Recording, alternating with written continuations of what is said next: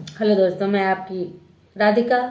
आशा करती हूँ आप सभी लोग अच्छे होंगे, स्वस्थ होंगे, मस्त होंगे, अपने अपने काम में व्यस्त होंगे। आज आप लोगों के लिए बहुत ही प्यारा सा एक ज्योतिया माता का सोहर लाई हूँ, क्योंकि पितृपक्ष चल रहा है, हमारे पितरों का दिन चल रहा है। बड़ा पवित्र, बड़ा पावन दिन होता है ये। इसी पितृपक्ष में ये ज्योतिया माता का व्रत रहती है हमारी बहनें।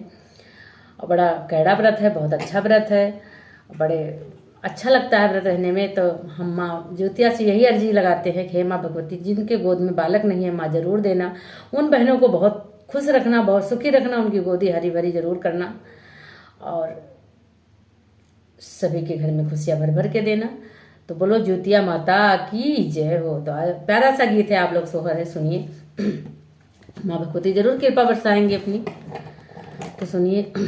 बन बीचे बैठी है सीता तो मैया से रज कर, मैया से रज कर हो।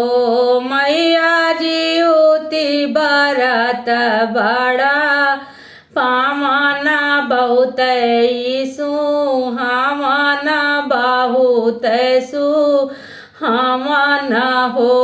मैया हमहु भूखब जीवतिया तो रहबै बारतिया तो रहबै बारतिया ही हो।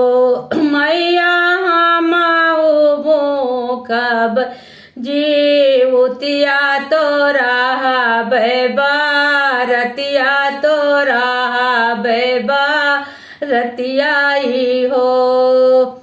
बन बीचे बैठी है सीता तो मैया से रज कर, मैया से रज कर हो। मैया जीवती बरत बड़ा पावना बहुत सुहावना बहुत सुहावना हो। मैया हमहु भूखबै बारतिया जीवतिया हम रहबै बरत हम रहबै हो। हंसी हंसी पूछे बन तपस्विन सुनाहु मोरी सीता, सुनाहु मोरी सीता ही हो।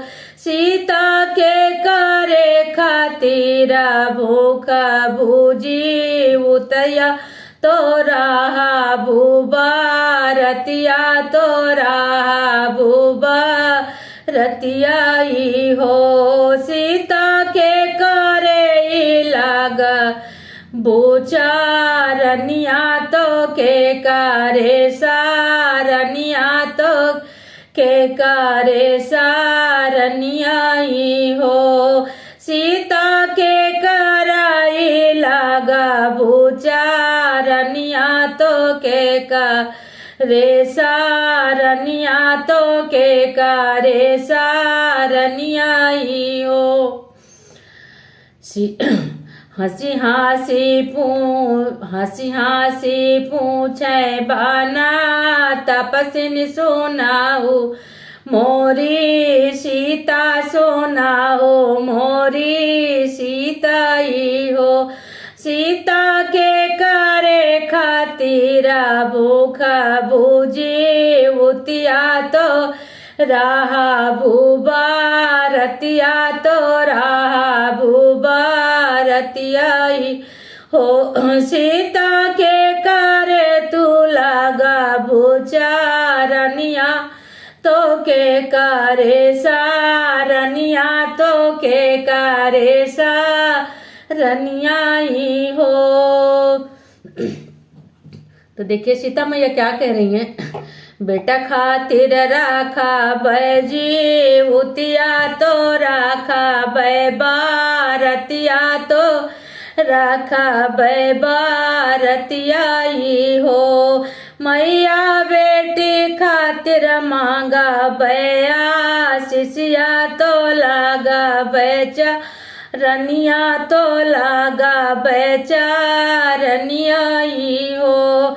मैया बेटी खातिर मांगा भैया शिशिया तो लगा बेचारनिया तो लगा बेचारनिया हो। कहाँ से गोबरा मांगबू तो जीवती माई पूजबू तो जीवती का पूजबी हो। कहवा पे आशा नाला गई बूजी उतिया माई पूज बूजी माई पूजबी हो। देखिए ज्योतिया माई पूछ रही हैं, जब इतना तुमने ठान लिया है तो माँ जरूर आएंगी। तो देखिए पूछ क्या रही, कहाँ से गोबरा मांगबू तो कहाँ वाली पैबू तो कहाँ वाली पैबी हो। सीता कहाँ तू आसन लगबू तो कहाँ पूजबू तो कहाँ पूजबी हो। तो देखो क्या करिए, गैया के गोबरा मांगबै तो आंगा नाली पैबै तो आंगा नाली पैबई हो। मैया चौकी पे आस नाला गौबै तो फूलावा बिछौबै तो फूलावा बिछौबई हो। मैया चौकी पे आसन लगौबै तो फूलावा बिछौबै तो फूलावा बिछौबई हो। फूल अक्षत नारियल चढ़ौबै तो भोगावाला गौबै तो भोगावाला गौबई हो। मैया जितिया माई का मानौबै मंगना हम मंगबै मंगना हम मंगबई हो। मैया जितिया माई का मानौबै मंगना हम मंगबै मंगना हम मंगबई हो। चौकी पे आसन लगौबै तो फूलावा बिछौबै तो फूलावा बिछौबई हो। फूल अक्षत नारियल चढ़ौबै तो भोगावाला गौबै तो भोगावाला गौबई हो।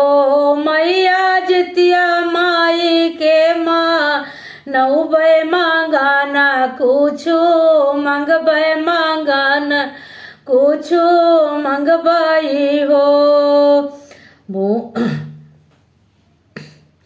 मुख बजीउतिया बारतिया सुनाओ जितिया मैया सुनाओ जितिया मैया हो। मैया दैदनाई हमाय बरदनवा हमारा राहे ललनाया हमारा राहे ललना हो।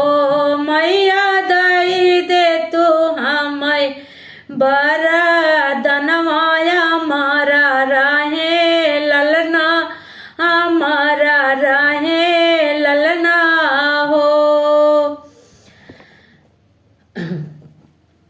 बन बीचे बैठी हैं सीता तो मैया से रज कर मैया से रज कर हो।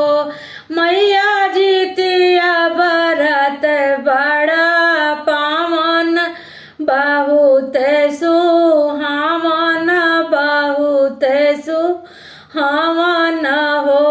मैया हम हो जीवतिया भूखबै तो बरत करबै तो बरत करबई हो।